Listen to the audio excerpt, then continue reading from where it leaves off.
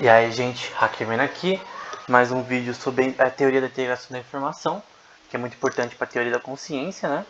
E aqui a gente vai ver um simples post, né, do PLOS Computational Biology sobre a fenomenologia da consciência na teoria da integração da informação. E antes de eu falar sobre essa imagem, eu queria mostrar como funcionam as portas computacionais que vão ser citadas aqui, e que já foram citadas antes, só que eu não coloquei nenhuma imagem, né? Então, as que a gente vai usar aqui na imagem que a gente vai ver agora, relacionada à teoria da integração da informação, vai ser a porta AND, que é a porta E a porta OR e a porta XOR. Isso aqui são, por exemplo, vamos supor que você tem um transistor. O transistor, ele pode ser 0 ou 1, né? Um transistor específico. Ele pode ser 0 ou 1, uma unidade de transistor, né? Transistor é uma coisa importante em processadores. Então, como que representa 0 ou 1 no computador, né? No processador? Uma das portas tem mais, né? Eu vou mostrar todas, não faz sentido, só as que são importantes. Uma das formas é a porta AND, que vai ser usada em sistemas computacionais, né? Para dar os outputs relacionados a números binários. Então, na prática, gente, basicamente o AND, você vai ter essa figura aqui, que parece tipo como se fosse uma bala de canhão, né? A e B, que dá o valor Q, né? E A e B poderia ser 0 ou 1. Poderiam retornar o valor 0 ou 1 a partir do valor inicial. Então, o que significa, né? Aqui na direita dá para ver aqui input e output.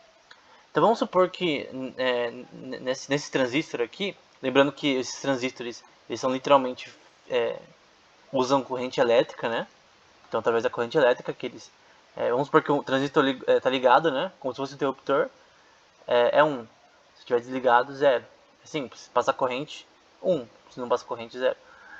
E aqui, a porta AND no sistema computacional, isso aqui tem muito a ver com matemática discreta, né? Matemática discreta também é assim que funciona. Por exemplo, vamos supor que o seu input é 0. Então vamos supor que A ali na porta AND é 0 e a porta B também é 0. Já que é AND, vai dar 0. Por que vai dar 0? Porque na porta AND só vai dar 1 quando os dois valores, nesse caso, forem positivos, poderia dizer. Quando os dois valores forem 1, quando A e B ser 1, os dois têm que ser iguais, né? No sentido de 1. A porta AND vai mandar a corrente elétrica, né? Na rede. Então isso aqui está escrito na parte da direita, que é de cima, que é a porta AND. Então a porta AND, você tem que ter dois valores de 1, né? Que passa a corrente para mandar a informação. A porta OR, ou em português OU, ela é a mesma coisa, só que a diferença aqui é o mesmo sistema, né? São fios A e B que passam corrente elétrica, que vão conectar a outra parte do sistema, que é o Q, e que vai ser o output, né? Vai ser o resultado relacionado a ele. Então, isso aqui é uma operação matemática, de certa forma. Então, quando que vai ser na porta OR, que é OU, né? Quando que vai ser 1? Ou melhor dizendo, quando que vai ser 0, né? Quando A e B forem 0, né? Ou seja, não passa a corrente elétrica, então o transistor não liga, de uma forma bem abstrata estou falando, é 0. Dá pra ver que é diferente do outro. Porque quando dá 0 e 1, passa corrente. Quando dá 1 e 0, passa corrente. Então, e quando dá 1 e 1, passa corrente. Então, na porta OR, somente quando A e B são igual a 0, né? Em valores binários, ele não passa corrente. Então a porta OR é diferente da AND, porque a AND só passa corrente quando o valor de A e B é igual a 1, passa corrente elétrica, e o valor da OR somente quando ele só não passa corrente quando os dois valores são 0. Como definir 1 ou 0? Passando corrente no transistor, né? Como se fosse um interruptor. A porta XOR, que ela é também é bem conhecida aí, pela maioria mais do que as outras, embora a porta AND e OR também, mas enfim. A porta XOR é a que eu mais vejo na prática. por exemplo, em criptografia e tal. E a porta XOR, ela é chamada de exclusiva ou bicondicional. Então, ela vai ser a mesma coisa que as outras. Ela vai ser dois fios, né? Esse fio eu estou falando entre aspas, mas na prática é realmente os fios que conduzem eletricidade, né? Eu não sei se é cobre, silício, enfim. A e B, né? Então esse A e B pode ter um valor tanto como 0 quanto 1. O 0 não passa corrente e 1 passa corrente. E se o valor dos dois for igual a 0, na porta XOR, se os dois valores forem igual a 0, vai dar 0. Então não vai passar corrente, não vai mandar informação.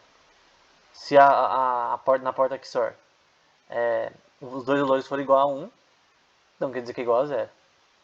Então qual é o único jeito de passar corrente na porta XOR? Se o valor for de A e B for 0 e 1 ou 1 e 0, tá na parte da direita. É simples. Se for 0, 0, então o valor é igual a 0, simples, não vai passar corrente, porque a porta XOR ela é desenhada para fazer isso. Tudo isso aqui junto vai formar o sistema do processador, né? Claro que a gente está vendo só as partes individuais, né? Mas quando a gente vê um sistema por inteiro. Eu deveria ter trazido uma imagem do sistema por inteiro, mas eu não trouxe. Talvez em outro vídeo. Um sistema por inteiro de um processador, por exemplo, vai ter algo mais complexo usando essas portas, né? Enfim, então a porta AND só vai passar corrente quando os dois valores forem igual a 1, né?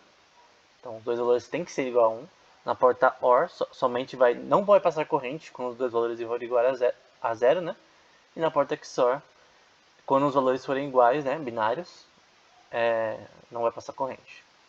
Então isso são coisas importantes no sistema de processador. É simples, é tudo que você tem que entender. E na imagem que a gente estava vendo lá do PLOS Computational Biology, vai falar sobre a qualia, né? Aquela questão da vermelhidão do vermelho, que a gente já explicou antes, não vou explicar de novo. E a gente viu no artigo esse negócio do Fmax, né? Que seria a letra relacionada à letra Φ, que define a questão da qualia, né? Relacionada à consciência. E eles vão usar, assim como antes, as portas OR, XOR e AND. Lembrando que essas portas elas vão agir de uma forma bem diferente do que a gente vê no computador. Porque o computador tem muitas outras portas. Mas enfim. Então o B é a porta AND, o C é a porta XOR e A é a porta OR. Então, por exemplo, a gente vai aqui nesse campo tridimensional, né? Tem essas coordenadas tridimensionais. Ali em cima, lá na parte da direita, está futuro, e ali na parte da esquerda, mais inferior, está escrito passado, que é uma coisa que a gente já viu antes. Sistemas passados e sistemas presentes. Ali está escrito futuro por algum motivo. Mas enfim, sistemas passados, por exemplo. Então ele vai falar aqui de uma forma geométrica na imagem, né? Lembrando que a gente está tratando de números binários. Ele vai usar aqui, por exemplo, nessa parte aqui, nessa estrela grande, ABC, que vai ser a porta AND, XOR, não, desculpa, OR, AND e XOR. Ali, essas três portas, né, vão ser conectadas a uma que é só AND e XOR. Enfim, é uma rede. Então aqui está descrevendo como uma rede da integração da informação funcionaria. Dos sistemas passados, né? Eu poderia dizer que, entre aspas, na minha opinião, seriam as experiências passadas, embora eles não digam literalmente isso, mas seriam as experiências passadas que você já teve, são definidas dessa forma. Até experiências não conscientes, né? Por exemplo, quando você aprende a andar. A formação de relacionada a andar está integrada na sua mente, você já aprendeu isso, está integrada. Você aprendeu, você integrou isso. Você não precisa aprender de novo. Você levanta e acabou. Mas isso é inconsciente, ele já te ensinou já como andar. Às vezes você nem nota que você tá andando. Às vezes eu tava andando na rua. E sabe quando, tipo, sei lá, você brisa, nossa, tô andando meio como se fosse um zumbi. Às vezes eu tô andando na rua sozinho e penso isso. Tipo, eu tô andando sem parar, enfim. Talvez seja uma besteira minha. Mas basicamente isso que tá tentando definir, né? Tá tentando mostrar o cérebro de uma forma computacional, né? A teoria da integração faz muito isso, embora outras teorias como a OR-CORE Theory não fala que o cérebro é binário, né? Que falam que o processamento no cérebro não pode ser binário, ou não deveria ser, ou aparentemente não é binário. E aqui a gente vai ter aquela questão daquela imagem relacionada àquela equação, que seria a representação abstrata matemática, né? O formalismo matemático relacionado à integração da informação. Então, basicamente, você vai ter aqui o SP, né, que são os sistemas passados e os sistemas atuais, que vão dar o sistema S, que talvez seria o sistema futuro, não sei. Esses estados do passado, esse SP, na prática, nessa imagem, seria definido como essa forma geométrica que toma essa forma binária com essas portas que estão relacionando aqui. Então eles estão dizendo que a consciência funcionaria dessa forma. A consciência em si da questão da integração da informação, né? Da questão de como o cérebro integra a informação para processar e definir o que ele quer. Mas ainda assim, mostrando tudo isso, eu acho que ela não define a questão da livre agência, né? Por que eu escolho... Por que uma pessoa gosta de um sorvete e outra não, se o cérebro é a mesma coisa? Porque na prática o cérebro é a mesma coisa. Não muda nada. As experiências são diferentes. E talvez isso seria uma parte importante, mas tem pessoas que têm experiências praticamente iguais, né? Entre aspas. Tem a questão da qualia, que toda experiência é única. Mas ela tem razões que são da própria pessoa, não da experiência. Porque a experiência não é o que nos define na prática, é a nossa interpretação dela. Então eu acho que em toda essa estrutura não está voltando essa parte da interpretação do mundo exterior. Porque você tem essas formas geométricas que estão sendo explicadas aqui, que integram informação, e aí o cérebro é um sistema complexo. Beleza, ok. Eu sei que o cérebro é um sistema complexo. Ele está tentando explicar a complexidade do cérebro quando ele integra informação. Seria a forma que ele aprende, né? Mas isso não dá pistas relacionadas, por exemplo, à livre agência. Para quem não lembra, não existe livre-arbítrio. O termo que a gente usa no canal é livre agência. É o termo teológico mais correto e até filosófico, na minha opinião.